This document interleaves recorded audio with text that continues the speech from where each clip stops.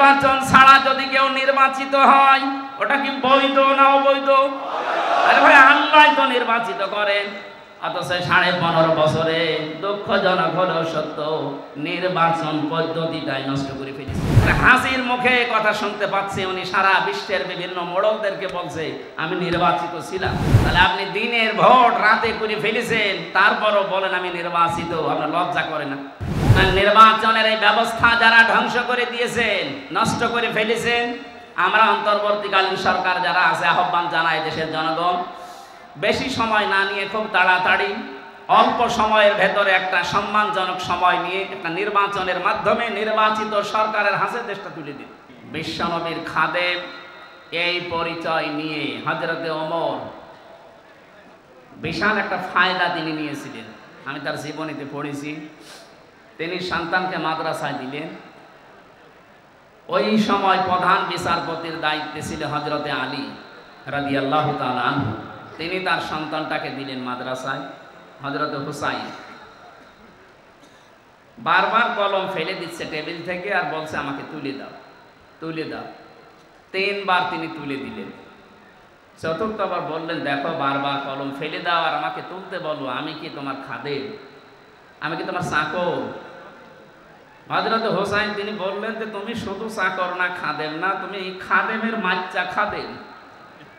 একটা প্রধান বিচারপতির ছেলেকে যদি বলা হয় যে তুমি খাদেম না, তোমার বাপও খাদেম, ওর মাথা তো এমনি খারাপ হয়ে যাওয়ার কথা।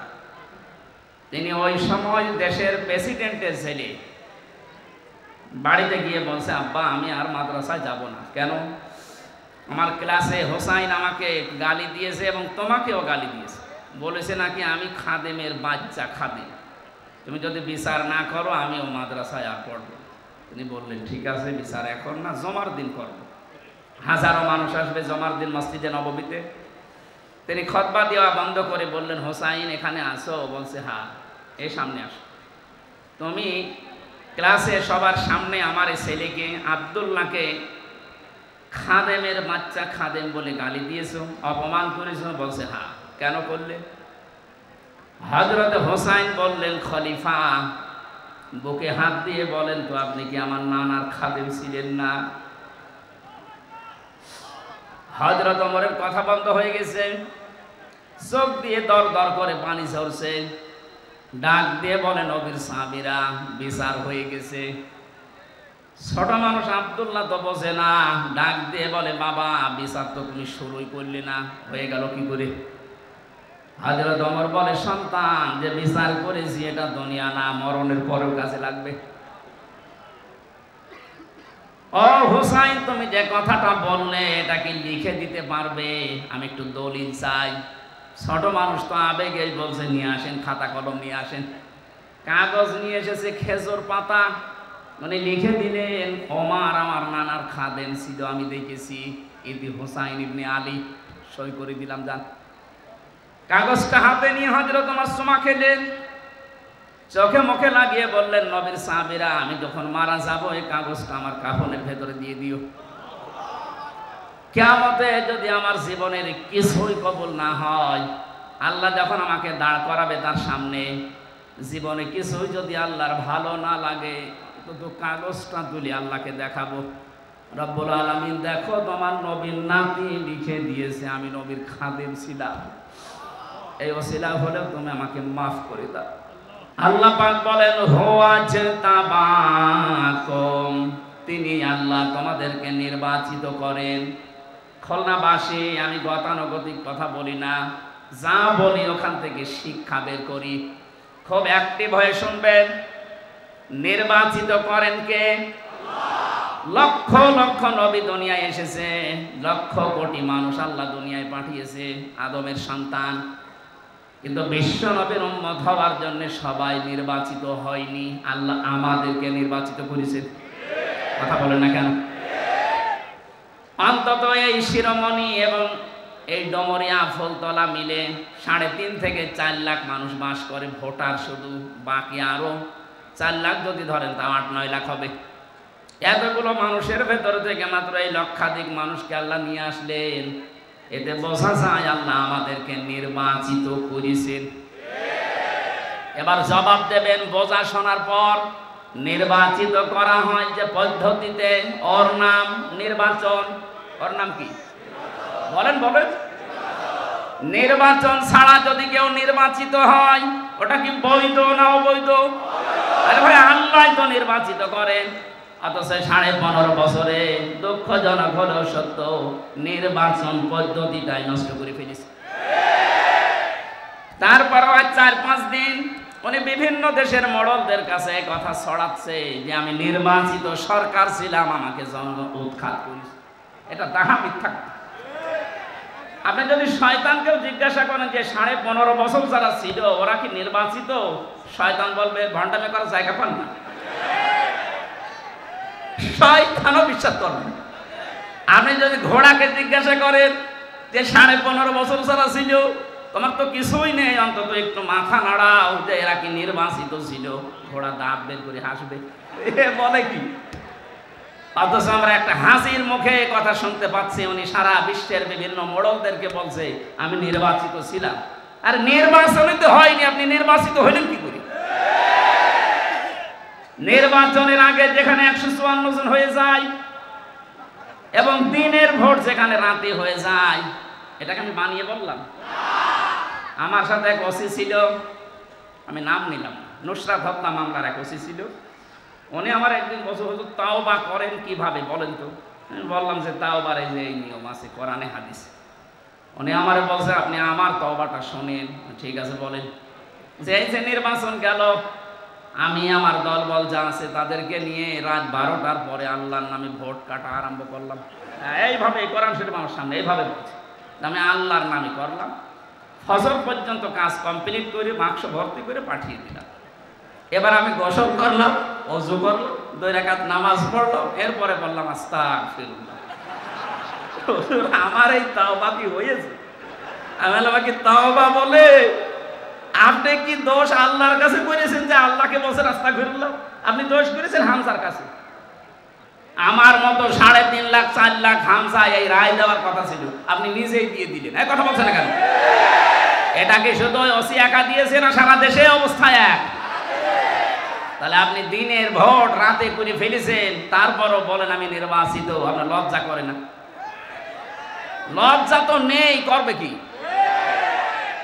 এক সাইডে এসে কাঁদছিল বাবার কাছে, ওই কাঁদিস কেন? কথা বলছেন কাঁদিস কি বলবি তো, মন খারাপ করে বল কাঁদিস কি, সমস্যা কি? আচ্ছা রেজাল্ট দিয়েছে, রেজাল্ট দিয়েছে তো বললেই তো হয় তুই ফেল না পাস। যা আব্বা ফেল করলে তো কথা ছিল, ছিলাম 5-এ নামিয়ে দিয়েছে 3। এখন আমারও 5-এ উঠতে আর 2 বছর লাগবে। আপনি তা করে গেলেন, আমি বাকিটা না নাই বললাম। কি বলবো আর, আপনি 5-এ ছিলেন 3 নেমে গেছে। আজকে বাংলাদেশের অবস্থা এই, আপনার আর 5-এ নেই। এখন 5-এ উঠতে আপনাকে এখনো 2 বছর পড়াশোনা করা লাগবে। সুতরাং নির্বাচনের এই ব্যবস্থা যারা ধ্বংস করে দিয়েছেন, নষ্ট করে ফেলেছেন, আমরা অন্তর্বর্তীকালীন সরকার যারা আছে আহ্বান জানাই দেশের জনগণ বেশি সময় না নিয়ে খুব তাড়াতাড়ি অল্প সময়ের ভেতরে একটা সম্মানজনক সময় নিয়ে একটা নির্বাচনের মাধ্যমে নির্বাচিত সরকারের হাতে দেশটা তুলে দিন। তাহলে যে ষড়যন্ত্রগুলো চলছে এগুলো অটোমেটিক বন্ধ হয়ে যাবে।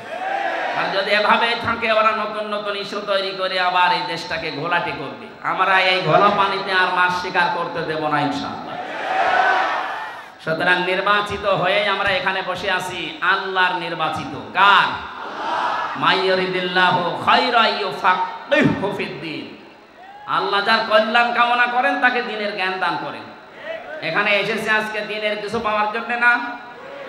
সুতরাং দল মত নির্বিশেষে, এটা শুধু যারা জামাত ইসলাম করে, যারা চরমনায় পীরের মুরিদ, যারা হেফাজত ইসলাম তাদের অনুষ্ঠান না। এটা মানুষ পদবাচ্যে যারা বিবেচিত তাদেরই অনুষ্ঠান। এজন্য সব ধরনের মানুষ এখানে আছে। কথা বলে না কেন? কোরআনে কারিমে আল্লাহ তাই দিয়েছেন, হাদা বায়ানুল লিন্নাস। এটা মানুষের জন্য বর্ণনা। কোন মানুষ? এই যে লিন্নাস, এখানে আলেম আছে যারা, তাদেরকে বলছি লাম শব্দটা আরবি গ্রামার অনুযায়ী 19টা অর্থে ব্যবহার হয়, আর বালাগাত মান থেকে ব্যবহার হয় 13টা অর্থে। এখানে 9 নম্বর অর্থ আছে বালাগাত মান থেকে। আমি পড়েছিলাম আলেমে থাকতে, আমি দেখেছি লাম ব্যবহার করা হয় জীবিত মানুষদের জন্য। কাদের জন্য? এ কোরআন শরীফ আল্লাহ বর্ণনা করার জন্য, বক্তব্য দেওয়ার জন্য দিয়েছেন জীবিত মানুষদের সামনে। কাদের সামনে? দুঃখজনক হলো সত্য, 15.5 বছরে আমরা জীবিত মানুষদেরকে কোরআন শোনাতে এই খুলনায় পারিনি। বলে যে কেন এইগুলো অনুষ্ঠান হতো না, আমাদের কানে কানে এমন কথা বলা হতো যে মানুষ মরে গেছে, এরকম কথা বলে। এই খুলনায় বহুবার আমি কুষ্টিয়া থেকে আসার চেষ্টা চালিয়েছি, আপনারা আসতে দেননি। যারা দেননি, কোরআনে কারিমের এই অনুষ্ঠানগুলোতে বাধা দিয়েছেন, আপনি বিশ্বাস করতে পারেন আপনি কাফের। সূরা হামিম সেজদার 26 নম্বর আয়াত। 1500 বছর আগে আবু জেহেল এই সিদ্ধান্ত নিয়েছিল যে লা তাসমাউ লিহাদাল কোরআন, সব চলতে দাও, কোরআনের আলোচনা যেন মুহাম্মদ না করে। শুধু না করে এতটুকু আবু জেহেল সেমেছিল না, ওয়াল গাউফি, যেখানে অনুষ্ঠান করবে কোরআনে কারিমের সেইটাই বন্ধ করা লাগবে। ঢোল ঢোকি তবলা বাজিয়ে বিভিন্ন হট্টগোল তৈরি করে, দরকার হয় 44 ধারা জারি করে হলেও। এখন যদি বলেন ওয়াল গাউফি, এর ভেতরে 144 ধারা কোন জায়গায় আছে? আপনি ফি জিলালিল কোরআন বলেন, ওখানে বাংলায় না, এই যে অঙ্কে লেখা আছে 144 ধারা। যিনি তাফসীর করেছেন ওখানে বাংলা যিনি অনুবাদ করেছেন ওইটাই দিয়েছে। সুতরাং দুনিয়াতে যারা কোরআনের অনুষ্ঠানগুলো পণ্ড করার চেষ্টা করে, তাদের উদ্দেশ্য এই লাআল্লাকুম তাগলিবুন, আশা করা যায় তারা বিজয় থাকবে, গালিব থাকবে। 1500 বছর আগে আবু জেহেল খুব ভালো করে জানতো আমি যে চেয়ারে বসে আছি এ চেয়ার অবৈধ চেয়ার। কথা বলেন না কেন? অবৈধ চেয়ারের পায়া নড়বড়ে হয়। ও ভালোভাবে জানতো মুহাম্মদ যেটা বলতে চায় এইভাবে যদি মানুষ বসে, তা আমার চেয়ারের পায়া থাকার কথা না। আমার মনে হয় এই 15.5 বছরে যারা দায়িত্বে ছিল এরাও বুঝেছিল হামজা যেটা বলতে চায় এটা মানুষ বুঝলে আমার চেয়ার থাকবে না। এই জন্য কত বড় বড় বুজুর্গ নিয়ে আসতো, জাতীয় মসজিদের ইমাম আসতো, বাধা নেই। তাহেরি ভাই আসে, বাধা নেই। একজন মারা গেছে তোফাজ্জল হোসেন ভৈরবী ভাই, উনি আসতো, বাধা নেই। আমির হামজা যেন না আসে। কেন? ওরা এসে আপনার বাবার কথা বলবে। বলেন, এই যে বাংলাদেশের নাম করা একটা শিল্পপতি যারা আকিস গ্রুপ, নাম শোনেননি? আমি ওনাদের খতিব ঢাকাতে, ওনারা বাবার নামে একটা অনুষ্ঠান করতে বেজের ডাঙ্গায় 3 বার মাহফিল দিয়েছিল, 1 বার শুধু উঠতে দিয়েছে, 2 বার আমারে ফেরত দিয়েছে। সম্মানিত ভাইরা, যারা এই বোঝার চিন্তায় আছেন, তাহলে আপনি কেন নিজেকে কাফের পরিচয় দিতে লজ্জাবোধ করেন? কোন কারণে? আপনি তো কাফেরই। আল্লাহ বলছেন কোরআন যারা বাধা দেয় এরা কাফের। এরা কি? 2 নম্বরে কোরআন শুনতে আসে, বিশ্বাসও করে, কিন্তু যখন দেখে না এই কাজ কারবার তো আমার সাথে মেলে না, তখন আস্তে করে পেছন দিক থেকে কেটে পড়ে। আল্লাহ বলেন এগুলো মুনাফিক। সূরা নিসা 5 নম্বর পারা 7 নম্বর পৃষ্ঠার 1ম নম্বর লাইনের 61 নম্বর আয়াতে আছে এই তথ্যগুলো।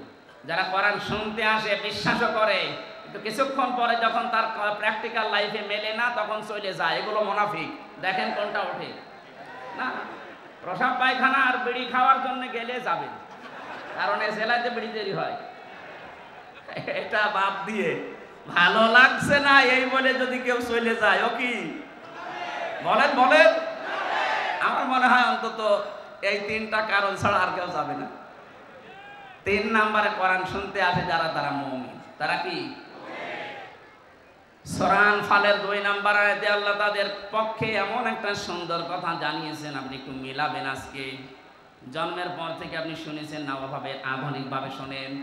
ইন্নামাল মুমিনুনা আল্লাযীনা ইযা যুকিরাল্লাহু ওয়াজিলাত কুলুবুহুম ওয়া ইযা তুলিয়াত আলাইহিম আয়াতুহু যাদাতুহুম ঈমানা ওয়া আলা রাব্বিহিম ইয়াতাওয়াক্কালুন। বলেন আল্লাহু আকবার।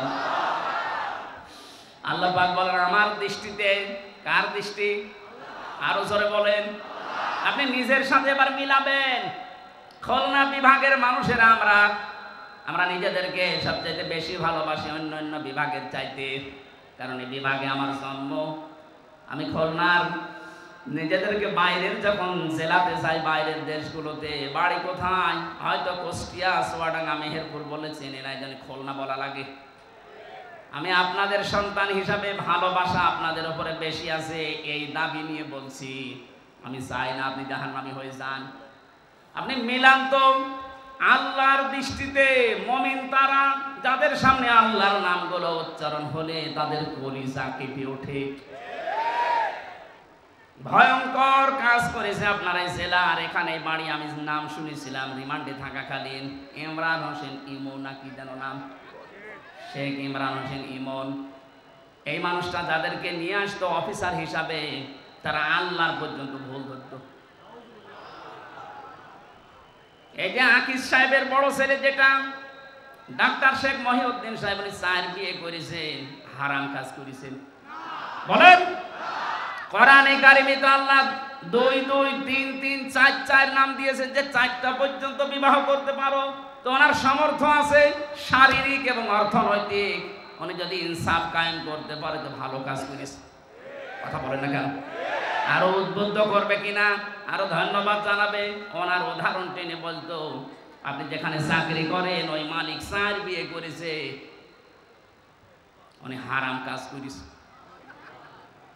আল্লাহ কিভাবে একটা পুরুষকে 4টা বিয়ের অনুমতি দেয়, একজন মহিলাকে কেন দেয় না? আল্লাহ ভুল ধরে। এই লোকটা যদি চেষ্টা করতো, যেহেতু উনি এডিসি ছিল, চেষ্টা করলে আমাকে অনেক কিছু থেকে সেভ করতে পারতো। তো বিপদে পড়ার জন্য যা লাগে উনি আর তাই করেছিল। আল্লাহর নাম শুনলে উনি জানতো যে আমি কোরআনের হাফেজ। আমি সব সময় ওই মাটির নিচে যে ঘরে আমাকে রেখে দিয়েছিল, সব সময় আমি ওই রিমান্ডে থাকাকালীন শুধু কোরআনই নিয়ে পড়তাম, কারণ অন্য কিছু তো নেই। উনি দেখতো যে লোকটা সারাদিন সারা রাত বসে বসে আল্লাহর কোরআন পড়ছে। আল্লাহর কথাগুলো শুনলে ওর ভেতরে ঈমান থাকলে ভেতরে কাঁপ ধরবে। অজিলাত কুলুবুহুম, কাঁপ ধরা দূরের কথা, এই মানুষগুলোর বিদ্যা আরো বেড়ে যেত। মনে হচ্ছে কিয়ামত পর্যন্ত ক্ষমতায় থাকবে।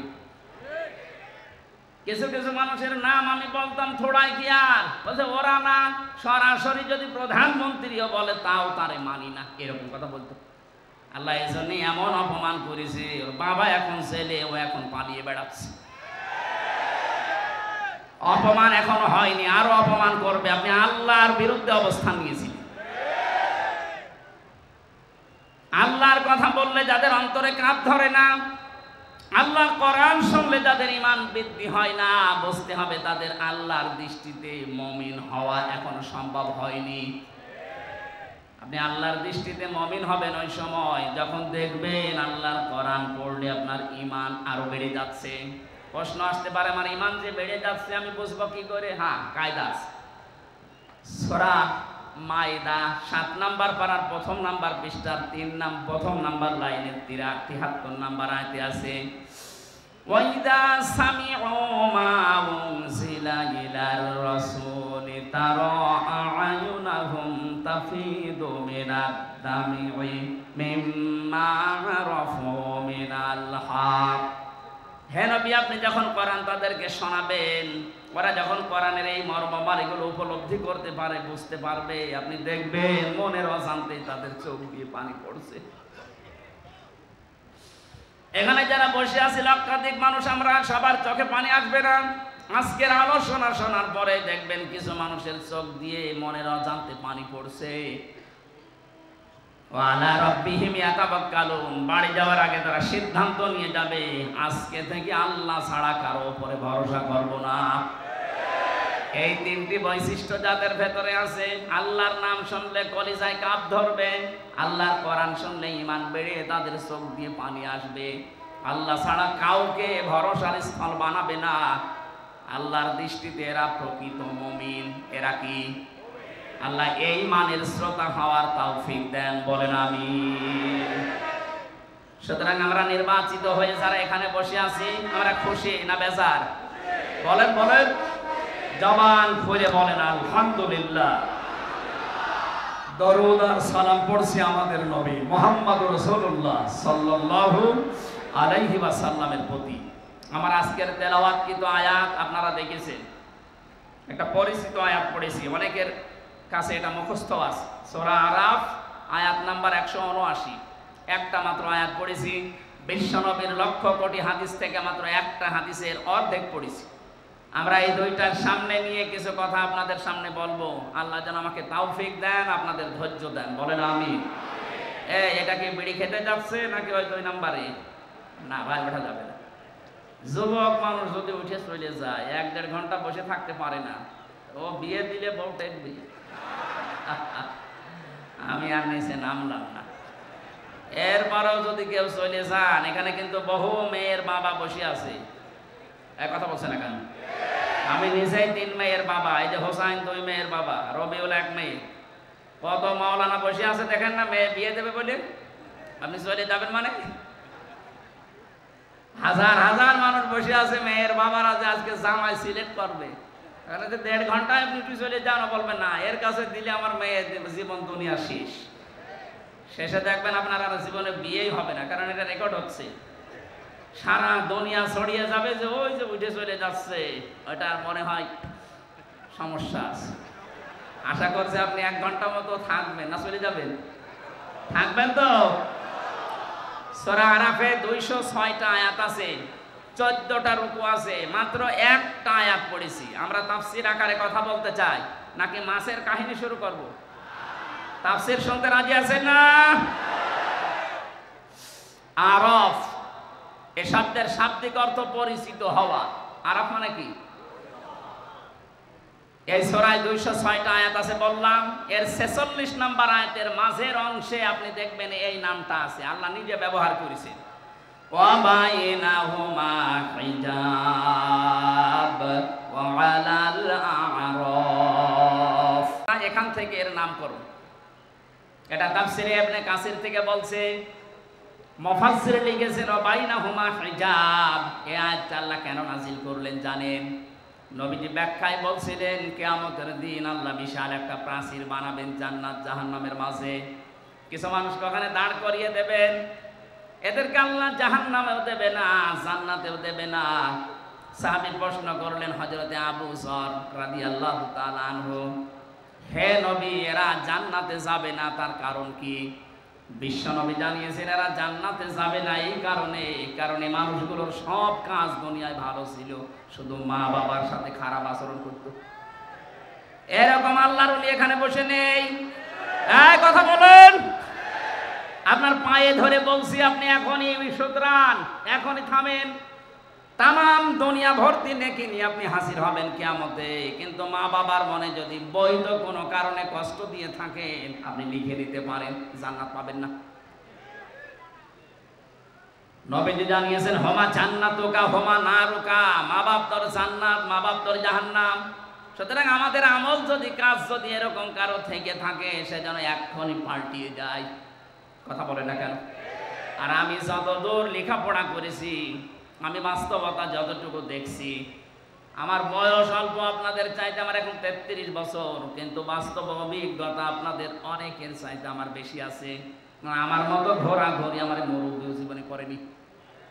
আমি যত জায়গায় গেছি বাংলাদেশ সহ বিশ্বের, মুরব্বী এত বছর বয়সও মনে হয় অত জায়গার নামও শোনেনি। আমরা রাতের বেলা চলাফেরা করা মানুষ, রাতের বেলা আমরা দেখি 3টা জিনিস বেশি দেখা যায় রাস্তায়, একটা বক্তা, একটা কুত্তা আর একটা পুলিশ। এখন পুলিশ একটু কম পাওয়া যাচ্ছে, কিন্তু বক্তা আর কুত্তা পাওয়া যাচ্ছে রাস্তায়। রাত যত বেশি হয় রাস্তায় পাওয়া যায় হয় কুকুর নাই বক্তা। কথা বলছে না?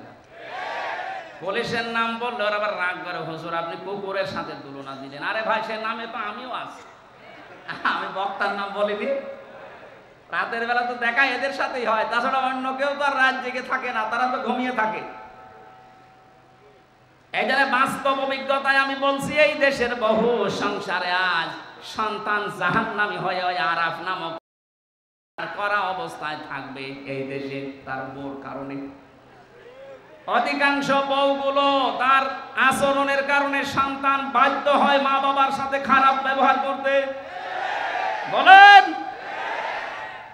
তিরমিজি শরীফের হাদিস বলছি, হাজারো মেয়ে লোক বসে আছে, মহিলা প্যান্ডেলের এরকম 4টা বানিয়েছে এরা, আপনাদের চাইতে 4 ডবল মহিলা বসে আছে।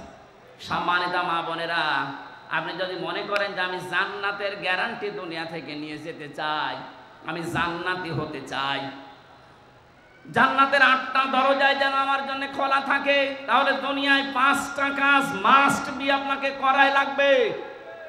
1 নম্বরে নবীজি বলেন, ইদা নাজারা ইলাইহা সাররাতুহু, যখন কোন স্বামী তার স্ত্রীর দিকে তাকাবে সে যেন স্বামীকে খুশি করে। নবীজির এই হাদিস আজ বাংলাদেশের 100টার প্রায় 98টা মহিলা মানে না। এক কথা বলে না কেন? সারাদিনের পরিশ্রান্ত শরীর নিয়ে বাড়িতে আসবে। আল্লাহর কোরআনের ঘোষণা ছিল, আমিন আয়াতিহি আন খালাকালাকুম মিন আজওয়াজিকুম লিতাসকুনু ইলাইহা ওয়া জাআলা বাইনাকুম মাওয়াদ্দাতাও ওয়া রাহমা ইন্না ফি যালিকা লাআয়াতিন লিকাওমিন ইয়াতাফাক্কারুন।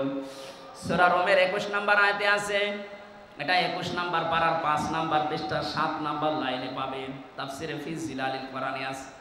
রব্বুল আলামিন বলেন, আমার যত নিদর্শন দুনিয়াতে আছে এর ভেতরে অন্যতম নিদর্শন এই, আমি তোমাদের থেকে তোমাদের জোড়া বানিয়েছি স্ত্রীদেরকে, যেন তোমরা স্বস্তি শান্তি শান্তি স্বস্তি এবং নিরাপত্তা সেখানে খুঁজে পাও।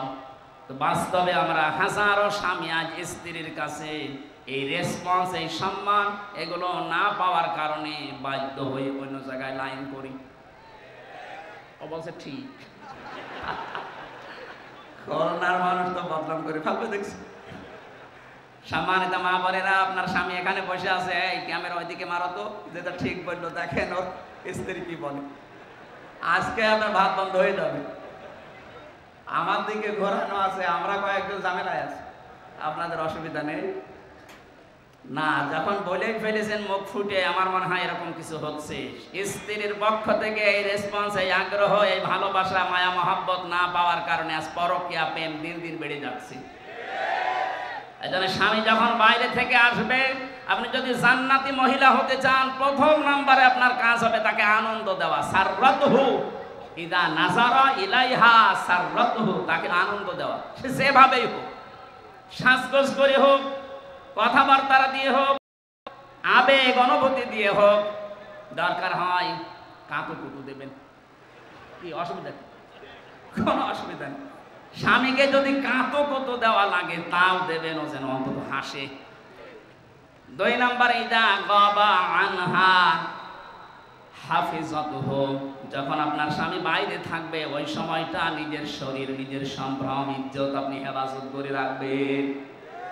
দুঃখজনক হলো সত্য যে এখন বিভিন্ন নেতারা ধরা পড়ছে, এদের নাকি রাতের বেলা ঘুম পাড়ানোর জন্য আলাদা মানুষ লাগতো। বলেন নাউজুবিল্লাহ। যারা এসে এদেরকে ঘুম পাড়াতো এরা কারো না কারো বউ। এই কথা বলেন না কেন? আমি নাম ধরি না সহজে, যা দেখতে পাচ্ছি বাধ্য হওয়া লাগছে এদের চরিত্রের বর্ণনা দিতে। এটা মানুষের চরিত্র বলে। নবীজি 3 প্রকার মানুষকে সবচাইতে বেশি লানত দিয়েছেন। তার 1 নম্বরে যারা বুড়ো জেনাখোর। আরে 15.5 বছরে আমার মনে হয় বুড়ো জেনাখোর বেড়ে গিয়েছিল। 75, 80, 85 বছর বয়স, শরীর চলে না, বাকিটা বললাম না। এক কথা বলে না কেন? এখন বের হচ্ছে না। তারা সম্মানিত মানুষের জন্য তাদের নাম নিলাম না। কি চরিত্র আপনার! চেহারা দেখলে কাকের মতো মনে হয়, অথচ মুখের জেনা, হাতের জেনা, কলবের জেনার বাকি জেনা আমি নাই নাই বললাম। এগুলো সব এখন বের হচ্ছে। এই কথা বলেন না কেন? যারা আপনাকে ঘুম পাড়িয়ে রাত 12টা, রাত 2টায় বাড়ি যেত, এরা কারো না কারো বউ। বলেন না কেন? এরা কোনোদিন জান্নাত পাবে? ইদা গাবা আনহা হাফিজাতুহু, স্বামী যখন থাকবে না নিজেকে আপনি পরিশুদ্ধ করে রাখবেন। এটা জান্নাতি মহিলাদের নিদর্শন। এটা হাজারো মেয়ে লোকের ভেতরে পাওয়া যায় না। স্বামী বাইরে গেলে উল্টা পাল্টা মোবাইল নাম্বারে কল দিয়ে এমন এমন কথা বলে সংসার ভেঙে যেতে শেষে বাধ্য হয়। কথা বলে না কেন ভাই? 3 নম্বরে বিশ্ব নবী জানিয়েছেন, ওয়া তুইনু আলা দীনি যাওজাতিহা, তোমার স্বামী যখন বাইরে দিনের কাজ করবে, এই মহিলা নেককার হলে তাকে সাহায্য করবে। আমার মনে হয় যতটুকু আমি দেখেছি, একামতে দিন যারা এদেশে কায়েম করতে চায় তাদের স্ত্রীগুলো অন্তত এটা একটু মেনে চলছে। আর বাকি যেই বলেন সে পীর হোক আর ক্ষীর হোক আর আলেম হোক, অধিকাংশ যারা একামতে দিনের এই কনসেপ্টটা নিজের ভেতরে আনতে পারে না, তাদের পরিবারে 100 ভাগে 98 ভাগ অশান্তি। আপনি খোঁজ খবর নিয়ে দেখবেন, আমি যতটুকু পেয়েছি এটা বললাম। সম্মানিত মা বোন যারা এসেছেন, আপনার স্বামী যদি মানব কল্যাণমূলক কোনো কাজে থাকে, যদি দিনের কাজ করে, দিন প্রচারে, দিন প্রসারে, দিন কায়েমে, যে কাজেই থাকবে, আপনি তাকে খাদিজার মতো সাহায্য করবেন। এক কথা বলেন না কেন? কিয়ামতের ময়দানে খাদিজাতুল কুবরাকে যেমন জান্নাতের দরজাগুলো ডাকতে থাকবে, আপনাকেও না নিয়ে যাবে না। তার জীবনী পড়লাম গভীর রজনীতে, হযরতে খাদিজাতুল কুবরা রাদিয়াল্লাহু তাআলা আনহা দরজার সাথে হেলান দিয়ে ঘুমিয়ে আছেন। মুহাম্মদ রাসূলুল্লাহ আসলেন, একটা মাত্র ডাক দিয়েছেন, খাদিজা। দরজা খুলে গেছে। ডাক দিয়ে বলে, স্ত্রী এত রাত হয়ে গেছে, ঘুমাওনি? হযরতে খাদিজা বলে, হে রাসূল, আপনি দিনের দাওয়াত নিয়ে বাইরে থাকেন, 24 ঘন্টা আমি আতঙ্কে থাকি, কাফেররা না জানি কি আপনার উপরে কি করে ফেলে। যতক্ষণ বাড়িতে না আসেন আমার ঘুম হয় না। এরপরও যদি আমার ঘুম লেগে যায়, চিন্তা করি আমি আরামের বিছানায় ঘুমাবো। আপনি দিন প্রসারে, দিন প্রসার করে এসে রাতের বেলা আমাকে ডাক দিতে দিতে হয়রান হয়ে যাবেন, আপনি কষ্ট পাবেন দাঁড়িয়ে থাকতে। এজন্য আমার কষ্ট হলেও আমি এই জানালা দরজার সাথে লাগিয়ে নিজের পিঠকে হেলান দিয়ে ঘুমাই। নবীজি হযরতে খাদিজাকে বুকের ভেতরে জড়িয়ে নিলেন, কপালে গালে চুমা দিলেন, ডাক দিয়ে বললেন, খাদিজা, আগামী দিন থেকে এরকম আর করবা না। খাদিজাতুল কুবরা ওই দিন নবীজিকে বলেছিলেন, হে আমার স্বামী, আমি একটা বিষয়ের গ্যারান্টি চাই। কি বিষয়? কবরে আমাকে যখন রাখা হবে, আমি আপনার মুখ থেকে কবরের বর্ণনা শুনেছি। পৃথিবীর থেকে বিদায় নেওয়ার পর জান্নাতে যাওয়ার আগ পর্যন্ত ভয়ঙ্কর একটা জায়গার নাম কবর। আপনি আমাকে আজকে একটু কথা দেন, কবরে দেওয়ার পরে যে ফেরেশতা আসবে, তাদের যে প্রশ্নের উত্তর, এটা আমি খাদিজা আমি দিতে পারবো না, আমার নিজের প্রতি নিজের বিশ্বাস নেই, আপনি এই জবাবটা নিজে দিয়ে দেবেন। নবীজি বললেন, আদম থেকে শুরু করে পর্যন্ত কেউ কারো কবরে জবাব দিয়ে দেয়নি, এটা আমি পারবো না। আপনি একটু লক্ষ্য করেন, এখানে নবীজি বললেন কি, আদম থেকে শুরু করে পর্যন্ত কেউ কারো কবরে জবাব দিয়ে দেয়নি, এটা আমি পারবো না। অথচ বাংলাদেশে বহু ভণ্ড পীর এটা ছড়িয়েই দিয়েছে, এ দরবারে মুরিদ হলে কবরের হিসাব ওরা কিসে দিয়ে দেবে। এটা যে পুরা প্রতারণা, বাটপারি, চিটারি, আর কারো কাছে ফতোয়া নেওয়া লাগবে? এই ভ্রান্ত ধারণায় যারা আছেন, এক্ষুনি আপনি থামবেন। কিসের পীর, কিসের বাবা? নবীজি নিজে তার স্ত্রীকে গ্যারান্টি দিতে পারছেন না। হযরতে খাদিজাতুল কুবরা বলেন, হে নবী, আপনি যদি আমাকে কিছুই না বলেন, এই যে আমি সেজদায় গেলাম, আমার মালিক যখন কিছু না জানাবে, যতক্ষণ আমি সেজদা থেকে মাথা তুলব না। নবীজি দাঁড়িয়ে আছেন, হঠাৎ ফেরেশতা জিবরাইল এসে বলে, হে নবী, খাদিজাকে আপনি মাথা তুলতে বলেন, তার চোখের পানি আরো সে মঞ্জুর হয়ে গেছে। আল্লাহ রাব্বুল আলামিন নিজে আপনাকে অর্ডার দিয়েছেন, খাদিজার প্রশ্নের জবাব আপনি দিয়ে দেবেন। নবীজি বললেন, কি বলো জিবরাইল?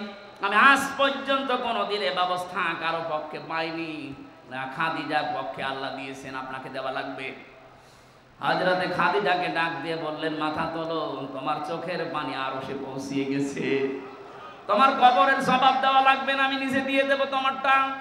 হযরতে খাদিজা ওই দিন বলেছিলেন, হে আমার স্বামী, আপনার জন্য এই ঘরটা আমি নয়েজ মুক্ত রাখি, শব্দ, গোলমাল, আওয়াজ, এগুলো থেকে আপনাকে আমি শান্তিতে রাখি। ঘরে আসলে আপনার স্বামী বাইরে থেকে যখন আসবে, ঘরটা আপনি শান্ত নির্মল করে দেবেন।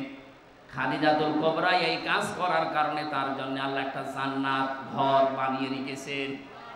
আপনি যদি আপনার স্বামী যখন বাইরে থাকবে কর্মজীবনে, দিনের কাজে, মানবতার কাজে, ভেতরে আসার সঙ্গে সঙ্গে যেন একটা স্বচ্ছ, নির্মল, শান্ত একটা ঘর উপহার পায়, আপনাকেও খাদিজার মতো আল্লাহ একটা ঘর জান্নাতে বানিয়ে দেবেন। খাদিজা ওই দিন বলেছিলেন, হে রাসূল, আমি আপনার কাছে জানতে চাই, আপনার যে জুব্বা মোবারক আছে, এইটা দিয়ে আমার কাফন বানাবেন। ঠিক আছে, এটা তো আমার আন্ডারে, আমি দিয়ে দিলাম। 2 নম্বরে আপনি আমার কবরের ভেতর একটু গড়াগড়ি করবেন, কারণ আমি জানি আপনার শরীর যেখানে লাগবে ওখানে জাহান্নামের আগুন পৌঁছাবে না। বিশ্বনবী তার ইন্তেকালের পরে 3 দিন পরে দেখা যাচ্ছে খাদিজার ইন্তেকাল হয়ে গেল। মুহাম্মদ রাসূলুল্লাহ নিজে তার জব্বা মোবারক দিয়ে কাফন বানিয়ে দিলেন, কবরের ভেতরে নিজে একটু গড়াগড়ি দিলেন, নিজের হাতে খাদিজাকে কবরে শায়িত করার পরে উপরে মাটি দিয়ে সাহাবা ইকরাম বলে, হুজুর আপনি যাবেন না? নবীজি বলেন, সাহাবীরা তোমরা চলে যাও, খাদিজার সাথে আমার কিছু কথা দেওয়া আছে।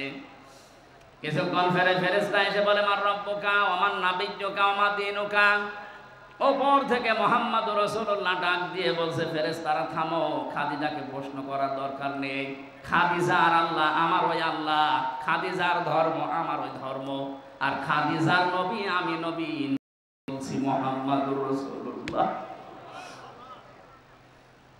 খুলনাবাসী, আমি আগেই বলেছি এটা আমার বিভাগ। বাংলাদেশে 8টা বিভাগের চাইতে বিভাগের মানুষকে এমনিতে একটু মানুষ হিসাবে ভালোবাসি বেশি। এ বিভাগের নারী পুরুষ আমার কাছে সবচেয়ে বেশি আপন। বড় আশা নিয়ে বড় ভরসা নিয়ে বলছি, আপনি দেখতে পাচ্ছি আপনি জাহান্নামী হয়ে যাচ্ছেন। অতঈনু আলা দীনি যাওজাতিহা। 3 নম্বরে নবীজি বললেন, ওই মহিলাকে আল্লাহ জান্নাতে পৌঁছিয়ে দেবে যে মহিলা তার স্বামীকে দ্বীনের পথে চলার জন্য, দ্বীন কায়েমের জন্য সাহায্য করে, উৎসাহ দেয়। অথচ এরকম মহিলা এখন পাওয়া যাচ্ছে না। কথা বলে ঠিক কিনা? ফতোয়া আজকেও যশোরে আমার মাহফিল ছিল দিনের বেলায়, জোহরের সময় চৌগাছাতে একটা মেয়ে ফতোয়া দিয়েছে, প্রশ্ন দিয়েছে যে নারী পুরুষের একামতে দ্বীনের কাজ করা লাগবে। কোথায় আছে? কোথায় আছে? সূরা তাওবার 71 নম্বর আয়াত তার দলিল। নারী হোক আর পুরুষ হোক, যে যে স্থানে আছে ওখান থেকে একামতে দ্বীনের কাজ করা নামাজ রোজার মতোই ফরজ, বরং তার চাইতেও বড় ফরজ। একামতে দ্বীন কায়েম করতে গিয়ে নবীজি নামাজ ছেড়ে দিয়েছিলেন 4 ওয়াক্ত, রোজা ছেড়ে দিয়েছিলেন বদরের 17 রমজান। এক কথা বলছেন না কেন? দ্বীন কায়েমের জন্য নবীজি যদি নামাজ ছেড়ে দিতে পারেন, কাজা করতে পারেন, রোজা ছেড়ে দিতে পারেন, তাহলে নামাজ রোজার চাইতে এটা আপনার জীবনে আরো গুরুত্বপূর্ণ কাজ।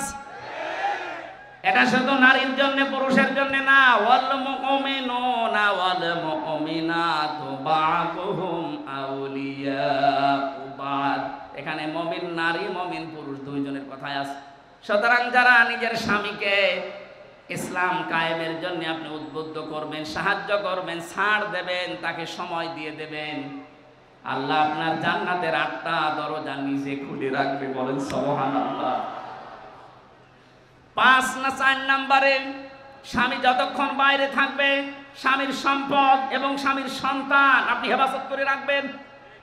আজ হাজারো মেয়ে লোক স্বামী বাড়ি থাকে না, সন্তানের হাতে মোবাইলটা দিয়ে উনি সারাদিন নিজে সিরিয়াল দেখতেছে। না, এরকম মহিলা আমরা চাই না। আমরা চাই খাদিজাতুল কুবরার মতো, যিনি ফাতেমা তৈরি করবে। কথা বলেন। যিনি উম্মে কুলসুম তৈরি করবে, যিনি রুকাইয়া তৈরি করবে, এরকম মা আমরা ঘরে ঘরে দেখতে চাই। কথা বলেন ঠিক কিনা? 5 নাম্বার, ওই মহিলার জন্য আল্লাহ জান্নাতের দরজা খোলা রাখবেন যেই মহিলা স্বামী যেটা পছন্দ করে ওটা যদি জায়েজ হয় সে নিজে ওইটা পছন্দ করবে। এটা আসলে 100টার 98টা পরিবারে আমরা পাচ্ছি না। স্বামী যেটা পছন্দ করে জায়েজ, অথচ স্ত্রী ওইটা চায় না। আমি 27টা পেয়েছি, তার একটা বলছি। আমি সহ যত স্বামী এখানে বসে আছে প্রত্যেকটা স্বামী পছন্দ করে এবং চায় যে বিয়ের পরে যেন আমার মা বাবা আমার সাথে থাকে। কথা বলে না কেন? 100টার 98টা পরিবারে এটা চায় না। এই মেয়েটা চায় না, শুধু এই মেয়ের দোষ না, এই মেয়েটাকে কান পড়া দেয় ওর মা আর ওর বড় বোন। ওখান থেকে খালি বারবার ফতোয়া দেয়, আর কতদিন থাকবি, তাড়াতাড়ি আলাদা হ। সম্মানিত মা বোনেরা, আপনার মা আপনার বড় বোন যদি আপনাকে জান্নাতে যাওয়ার প্রতিবন্ধকতা সৃষ্টি করে, এরকম মা আর বাবার কথা মানা। আরো জোরে বলেন। এই যে আরাফ নামক যে প্রাচীরের উপরে আপনি দাঁড়িয়ে আছেন, এই হাদিসের ব্যাখ্যা বলতে গিয়ে আমি হাদিসটা নিয়ে আসলাম। বিশ্ব নবী জানিয়েছেন ওদেরকে আল্লাহ জান্নাতে দিচ্ছে না, কারণ তারা মা বাবার হক আদায় করেনি। দ্বিতীয় নম্বর, নবীজি বললেন ওদেরকে জাহান্নামে আল্লাহ দেবে না। সাহাবী প্রশ্ন করলেন হযরতে আবু যর গিফারী রাদিয়াল্লাহু তাআলা আনহু, হে নবী এদেরকে জান্নাতে দিচ্ছে না বুঝলাম, জাহান্নামে দেবে কেন? বিশ্বনবী বলেন এই মানুষগুলো দুনিয়া আর যাই করুক, একামতের দিনকে কায়েম করার জন্য সর্বাত্মক চেষ্টা চালিয়েছে, এই কারণে আল্লাহ তাদেরকে জাহান্নামে দেবে না। এটা শুধু খুলনা না, সারা পৃথিবীতে ছড়িয়ে যাচ্ছে। কত সাংবাদিক দেখছেন না, সবাইকে উদ্দেশ্য করে আমি ঘোষণা দিতে চাই, সূরা সফের 10 নম্বর আয়াতের দলিল, হাল আদুল্লুকুম আলা তিজারাতিন তুনজিকুম মিন আযাবিন আলীম। তোমাদেরকে এমন একটা ব্যবসার কথা বলবো যেটা করলে জাহান্নামের আগুনে যাওয়া লাগবে না। তুমিনুনা বিল্লাহি ওয়া রাসূলিহি ওয়া তুজাহিদুনা ফি সাবিলিল্লাহ বিআমওয়ালিহিম ওয়া আনফুসিহিম যালিকুম খায়রুল লাকুম ইন কুনতুম তা'লামুন। আল্লাহর প্রতি ঈমান আনার পরে, রাসূলের প্রতি ঈমান আনার পরে এই দুইটাকে সামনে নিয়ে তাদের বিধান জমিনে কায়েম করার জন্য জান আর মাল দিয়ে যারা জিহাদ করবে তাদেরকে আল্লাহ জাহান্নামে দেবে না। সুতরাং এই পৃথিবীতে যারা দিন কায়েমের জন্য চেষ্টা চালান, অন্যান্য যদি কোনো গুনাহ হয়েও থাকে, আল্লাহ অন্তত আপনাকে জাহান্নামে দেবে না, গ্যারান্টি আমি দিতে পারি। জাহান্নামে যাবেন না, কিন্তু জান্নাতে যেতেও পারছেন না মা বাবার হক আদায় না করার কারণে। কথা বলেন না কেন? হাদিসের শেষে আমি আর পাইনি যে নবীজি আর জানাননি যে তারা যাবে কোথায়। খুলনাবাসী জান্নাতেও যেতে পারছেন না মা বাবার হক আদায় না করার কারণে, জাহান্নামও আল্লাহ দেখছেন না একামতের দিনের দায়িত্ব পালন করার কারণে। যদি ওই আরাফ নামক প্রাচীরের উপরে দাঁড়িয়ে থাকা লাগে, কি হবে বলেন তো? ওই রকম জীবন আমরা চাই? বলেন বলেন। এই আরাফ নামক সূরা থেকে একটা মাত্র আয়াত পড়েছি, 206টা আয়াত এখানে আছে, 179 নাম্বার আয়াত। আমার আজকের আলোচনার বিষয় বিবেক। কি বললাম? আরো জোরে। বিবেককে যদি সত্যি কেউ কাজে লাগাতে পারে, জীবনেও সে রাস্তা হারাবে না, সে রাস্তা পাবে। আজকে আমরা অনেকে রাস্তা হারিয়ে ফেলেছি বিবেককে কাজে না লাগার কারণে। দেখেন তো আল্লাহ কি জানিয়েছেন, ওয়ালাকাদ যারানা লিজাহান্নামা কাসীরাম মিনাল জিন্নি ওয়াল ইনস। আল্লাহ কথা শুরু করার আগে তাকিদ দিচ্ছেন। আল্লাহ পাক বলেন ওয়ালাকাদ, অবশ্যই, যারানা, আমি বানিয়েছি, তৈরি করেছি, লিজাহান্নামা, জাহান্নামের জন্য, কাসীরাম মিনাল জিন্নি ওয়াল ইনস, অধিকাংশ মানুষ আর জিন জাহান্নামে যাবে, এই জন্য বানিয়েছি। প্রশ্ন আসতে পারে তাহলে আমাদের দোষ কি? যেখানে আল্লাহ কাসির দিলেন কলিল না দিয়ে, আবার কাসির না দিয়ে কাসির র একালে টান আছে। কলিল মানে অল্প, কলিলা মানে একেবারে অল্প, কাসির মানে অল্প, কাসির কাসির মানে বেশি, কাসির র মানে অনেক বেশি। কত বেশি আমাদের মেধা ধরবে না। আল্লাহ বলেন এত মানুষ আর জিন জাহান্নামে দেব। আমরা যেহেতু প্রশ্নই করে ফেলেছি আল্লাহ, তাহলে আমাদের দোষ কি? আল্লাহ বলেন দোষ আছে। 3টি ইন্দ্রিয় শক্তি যাদের আছে, এই 3টা যারা কাজে লাগাবে না, এই মানুষগুলো মাস্ট বি জাহান্নামে যাবে। আর অন্যান্য কারণ আছে অন্য আয়াতে, এই আয়াতে 3টা পেয়েছি। খুলনাবাসী এখন থেকে আপনি মিলাবেন আপনার ভেতরে এই 3টা গুণ আছে কিনা। যদি থেকে থাকে এখনই তাওবা করে ভালো হওয়ার নিয়ত করা লাগবে। রাজি আছেন কিনা? হ্যাঁ রাজি আছেন কারা কারা? দেখি লিল্লাহে তাকবীর, লিল্লাহে তাকবীর, লিল্লাহে তাকবীর। আলহামদুলিল্লাহ। ভাই আমরা এবার 3টা কারণ বলছি, দেখেন আমার ভেতরে যদি থাকে আমি এখনই পরিবর্তন হওয়ার সিদ্ধান্ত নেব। 1 নম্বরে লাহুম কুলুবুল লা ইয়াফকাহুনা বিহা, তাদের কলব আছে কিন্তু চিন্তা নেই, উপলব্ধি শক্তি নেই। তাদের যে হৃদয় আল্লাহ দিয়েছেন, এই মানুষগুলো চিন্তা ভাবনা করে না হৃদয় দিয়ে। তাদের বিবেক আল্লাহ দিয়েছেন, বিবেকটা কাজে লাগায় না। আমি যে প্রথমেই বললাম, মানুষ যদি বিবেক কাজে লাগাতে পারে সে কোনোদিন রাস্তা হারিয়ে ফেলবে না।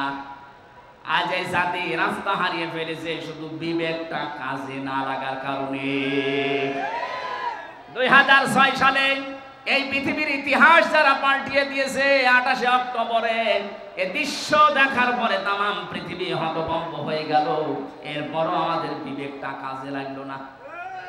আপনি চিন্তা করতে পারেন, একটা জীবিত মানুষকে পিটিয়ে হত্যা করার পরে তার লাশের উপর একটা মানুষ ড্যান্স দেয়, আর তারা এখন মানবতার বলি উড়াচ্ছে। 7 সালে আমি তখন ম্যাট্রিক পরীক্ষা দেই, আসছিলাম সিরাজগঞ্জ থেকে। রাস্তার মাঝে দেখলাম একটা মরা কুকুর পড়ে আছে। ড্রাইভার গাড়ি চালিয়ে না দিয়ে বাম দিয়ে ঢুকিয়ে দিল। গাড়ি একটু ঝাঁকি দিয়েছে, ডাক দিয়ে বললাম, ড্রাইভার সাহেব আপনি কি করলেন?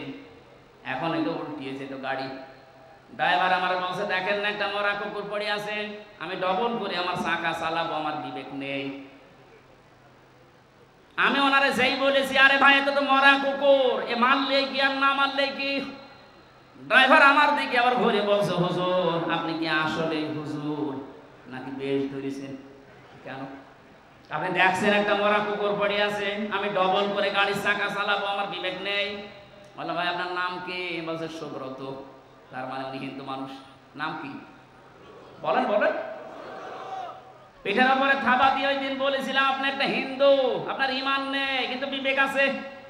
বিবেক থাকার কারণে একটা নিকৃষ্ট জীব পড়ে আছে মরা, তারপর আপনি ডবল করে মারেন না।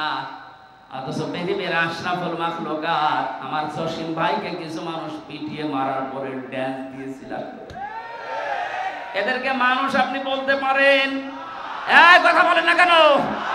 এদের বিবেক কোথায় গেল? আমি আর সাবেক এমপি সাহেব যে জেলখানায় ছিলাম, ওখানে যে রাইটার শেষে পেয়েছিলাম, রাইটার যাকে, ওই যে খুলনাতে বাড়ি আপনাদের এই 18 মাইলের দিকে, এদিকে পাইক গাছের এদিকে 18 মাইল আছে না, ওখানে বাড়ি শাওন। এই যে বিশ্বজিৎ হত্যার মামলার আসামি, ওর ফাঁসি ছিল, এখন যাবজ্জীবন 30 বছর জেল খাটা লাগবে। মাঝে মাঝে নাম লিখতে আসতো, গণনা করার সময় বলতাম যে ভাই আপনি কেস করলেন কি করে? দেখেন আমার বিবেক ওই সময় কাজ করেনি।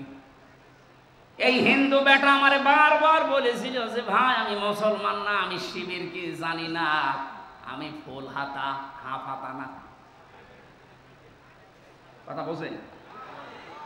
আমি ফুল হাতা, আমার হাফ হাতা না, তারপরও আমি ছাড়ি নাই। গরু যেভাবে কোপ দেয়, ছাগল যেভাবে কোপ দেয় মানুষ, আমি ওইভাবে কোপিয়েছি। আপনার বিবেক মরে গেছে। কুষ্টিয়ার আবরার ফাহাদকে যেদিন পিটিয়ে আপনি মেরে ফেলেছেন, কথা বলেন ঠিক কিনা? আপনাদেরকে নিষিদ্ধ করার আমি 100 কারণ বলতে পারবো, কিন্তু বৈধতা দেওয়ার একটা কারণ এই দেশের মানুষের কাছে নেই। আপনি যে বৈধতা পাওয়ার জন্য বলছেন আমরা মানি না, মানে আপনি যে বৈধতা পাবেন কি দিয়ে পাবেন? একটা জিনিস দেখান যে এই কারণে আপনাদের বৈধতা দেওয়া লাগবে। আপনাদেরকে নিষিদ্ধ করার জন্য আমি 100 কারণ দেখাতে পারবো। এখন আমি নিজে যাদের সাথে জেল কেটে আবরার হত্যা মামলার আসামিরাও আমাদের সাথে ছিল, ওনাদের ব্লকে ছিল। বিবেকটা আজ আমাদের কাজে লাগছে না। আল্লাহ রাব্বুল আলামিন জানেন লাহুম কুলুবুল লা ইয়াফকাহুনা বিহা, এই শব্দ দিয়ে আরম্ভ করলেন। যাদের বিবেক কাজে লাগে না এই মানুষগুলোকে আল্লাহ জাহান্নামে দেবেন। আল্লাহ স্মরণ করাচ্ছেন আমাদের ওই জন্মের ইতিহাসটা।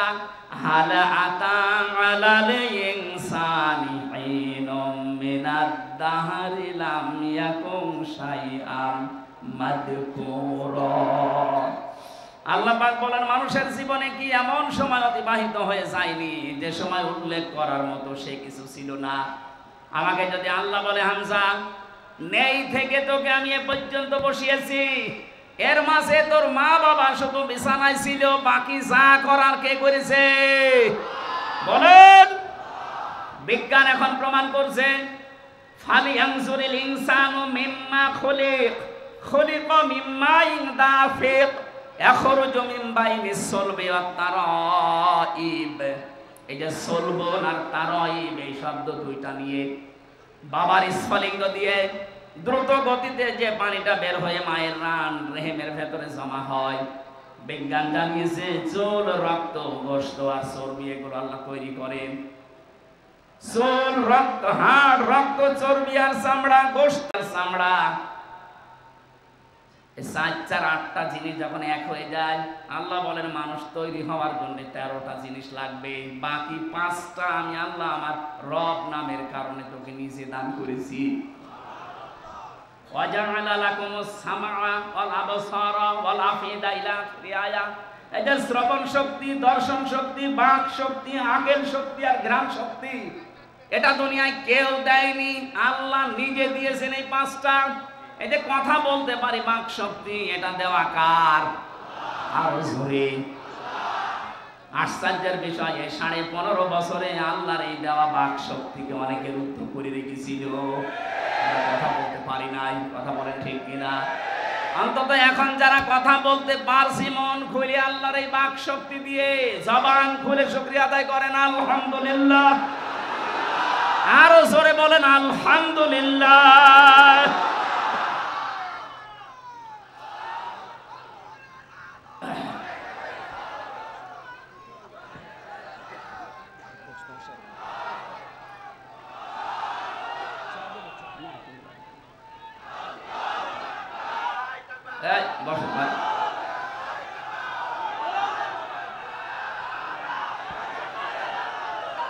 খুলনাবাসী, আমার এই আয়াত থেকে প্রথম এই যে একটা একটা করে আমি প্রায় এখানে 12টা পয়েন্ট বের করেছি।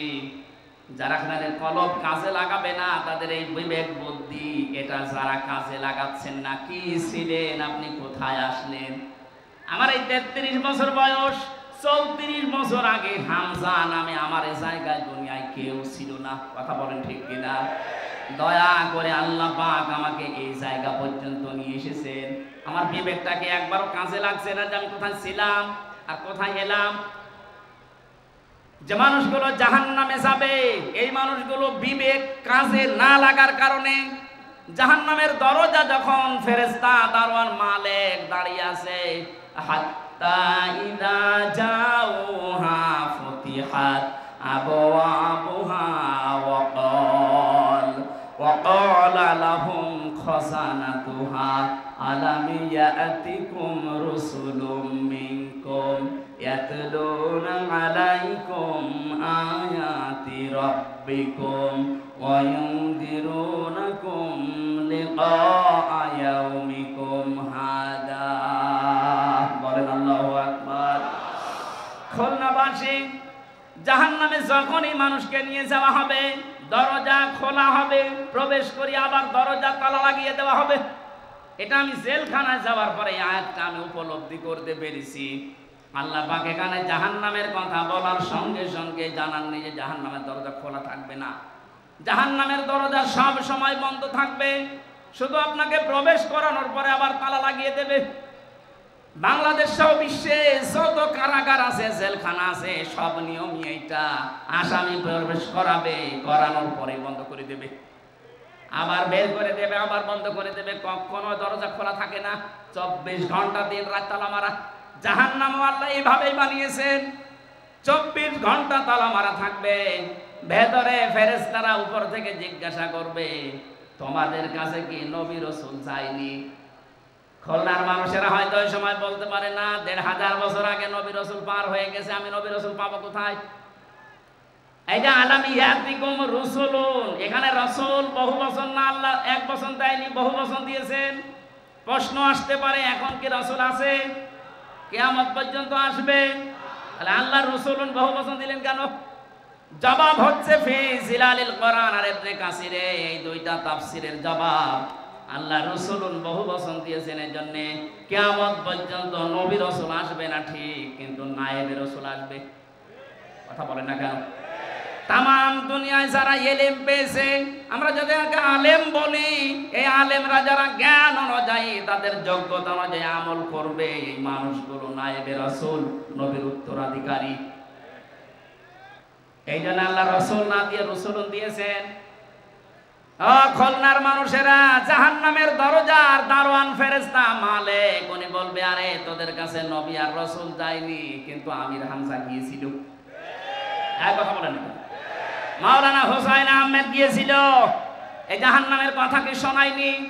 এই যে এই শাস্তি সতর্ক করেনি, ওরা তখন বলবে ক্বালু বালা ক্বাদ জানা নাযীর, হ্যাঁ আমাদের কাছে সতর্ককারী গিয়েছিল। যে নাম এখন ফেরেশতারা বলবে ওই নামে, হয়তো আমির হামজা বলতে পারে, হোসেন আহমেদ বলতে পারে, রবিউল ইসলাম বলতে পারে, আবুল বাশার বলতে পারে, যারা আলেম নবীর উত্তরাধিকারী নায়েবে রাসূল তাদের নাম বলা হবে। এই জন্য রসুলুন দিয়েছেন। তারা যখন স্বীকার করবে হ্যাঁ গিয়েছিল, তারপরে কি ফেরেশতারা এই কথা জবাব চাইলে ওরা বলবে ফাকাযযাবনা ওয়া কুলনা মা নাযালাল্লাহু মিন শাই, আমাদের কাছে গিয়েছিল কিন্তু কথা শোনার পরে আমরা বিশ্বাস করতাম না, নিজের মনে মনে বলতাম ওই বেটা মনে হয় মিথ্যা কথা বলে। এরকম মন দেশে নেই, এক কথা বলেন না, ও বলবে যে বেটা মনে হয় মিথ্যা কথা বলে, এরকম কিছু আল্লাহ নাযিল করেনি। আপনি নিজেও কোরআন পড়তে পারেন না, বোঝেন না, হামজা বলবে আপনি মানবেনও না। আপনি কি হয়েছেন, কি বলেন কি হয়েছেন আপনি? ধরা যেদিন খাবেন সেই দিন ধরা এমন জায়গায় খাবেন শুধরাবেন, সে পদ্ধতিও থাকবে না। তখন আফসোস করে বলবে ওয়াকালু লাউ কুননা নাসমাউ আও নাকিলু মা কুননা ফি আসহাবিস সাঈর। ওই সময় যদি তাদের কথাগুলো শুনতাম আর বিবেক দিয়ে যদি উপলব্ধি করতাম, যদি মেনে নিতাম, তাহলে এই সাঈর নামক জাহান্নামের দরজা দিয়ে আজকে আমাদেরকে আশা লাগতো না। ফাতারাফু বিযামবিহিম, তাদের নিজেদের অপরাধ তারা স্বীকার করবে। ফাসুহকাল লিআসহাবিস সাঈর, জাহান্নামের সাঈর যেটা তার অধিবাসী তাদেরকে আল্লাহ বানিয়ে দেবে। জোরে বলেন নাউযুবিল্লাহ। আর খুলনাবাসী আমাদের বিবেক আছে, বিবেক যেন আমাদের কাজে লাগে আজকে থেকে। হামজা তার বাবার কথা বানিয়ে বলছে না, আপনাদেরকে বাঁচার জন্য আয়াতের পারা, পৃষ্ঠা, লাইন, রুকু, সূরার নাম, তাফসীরের নাম সব বলে দিয়েছি। এরপরও যদি কারো বিবেক কাজে না লাগে, আমার মনে হয় ওর বিবেকের উপরে কুকুরে পোশাক করেছে। তারপরও বলছে ঠিক, আশা করছি বিবেকটা কাজে লাগাবে। বিবেক যদি সত্যি আপনার কাজে লাগে, আপনি রাস্তা পেয়ে যাবেন। কিন্তু যে মানুষগুলো জুলুম করতে করতে মানুষের বিরুদ্ধে অপপ্রচার করে মানুষকে দুনিয়ায় অপরাধী বানানোর জন্য যারা চেষ্টা চালিয়েছে, এদের বিবেককে আল্লাহ মেরে ফেলেন। সূরা আনফালের 23 নম্বর আয়াতে আল্লাহ জবাব দিয়েছেন ওয়ালাউ আলিমাল্লাহু ফীহিম খায়রাল লাআসমাআহুম ওয়ালাউ আসমাআহুম লাতাওয়াল্লাউ ওয়া হুম মু'রিদুন। ওই মানুষগুলো তো শুনবে না, আপনি যতই তাদেরকে শোনানোর চেষ্টা করেন ওই মানুষগুলো শুনবে না। না শোনার পেছনে কারণে ওদের শোনার মতো যে মন, এইটা আল্লাহ নষ্ট করে দিয়েছে ওদের অপরাধের কারণে। এটা নিয়ে ফেরাউন যখন ডুবে যাচ্ছিল ওই সময় কিন্তু শেষ কথা ওর ছিল এইটা, আন্নাহু লা ইলাহা ইল্লাল্লাযী আমানাত বিহি বানু ইসরাঈল। ও বলেছিলাম ঈমান আনলাম ওই আল্লাহর উপরে, যে আল্লাহর উপরে ঈমান এনেছে বনি ইসরাইল সম্প্রদায়। আমি তো মুসলমান। আল্লাহ বলেছেন আল্লাহ, এখন তাফসিরে আমি হাক্কানিতে পড়েছি, জবাব দিয়েছেন মুফাসসিরিন ইকরাম, ওকে আল্লাহ পাক জিবরাইলকে কেন বললেন মুখের উপরে কাঁটা লাগিয়ে দাও? এই জন্য বলেছিলেন কারণ লোকটা আল্লাহর একাত্মবাদের ঘোষণা দিয়েছিল, কিন্তু ওই জামানার প্রেরিত পুরুষ যিনি, ওই জামানার নবী রাসূল যিনি হযরতে মুসা, তাকে সে স্বীকার করেনি। বাংলাদেশে আমি আয়াতটা মিলিয়ে দেখলাম অনেকের জীবনের সাথে মিলে যাচ্ছে। ফেরাউন ঘোষণা দিয়েছিল আল্লাহর কার, বলেন বলেন, কিন্তু ওই জামানার প্রেরিত পুরুষ যিনি, তার ঘোষণা সে দেয়নি। ওদের যদি বলতো লা ইলাহা ইল্লাল্লাহ মুসা কালিমুল্লাহ, আল্লাহরে মাফ করে দিত। কিন্তু আল্লাহর ঘোষণা দিয়েছে। আজ বাংলাদেশের দিকে তাকান, অনেক নামধারী মুসলমান এখানে বসে আছে, তারা আল্লাহর ঘোষণা দেয়, আল্লাহর হুকুম মতো নামাজ পড়ে, রোজা রাখে, হজ করে, দান সাদকা করে। এটা চারটা কথা বললাম, এগুলো হুকুম কার? আরো জোরে, এগুলো কি একটাও রাসূলের হুকুম? বলেন না কেন? নামাজ পড়ে, রোজা রাখে, হজ করে, দান করে, হুকুম কার? আল্লাহর বিধান হয়তো মানে, কিন্তু এই জামানার যিনি প্রেরিত পুরুষ, কিয়ামত পর্যন্ত যিনি নবী আর রাসূল, তার রেসালাতের ঘোষণা যখন দিতে বলা হয় তার জীবন মানার কথা, তখন বলে না এটা রাজনীতি।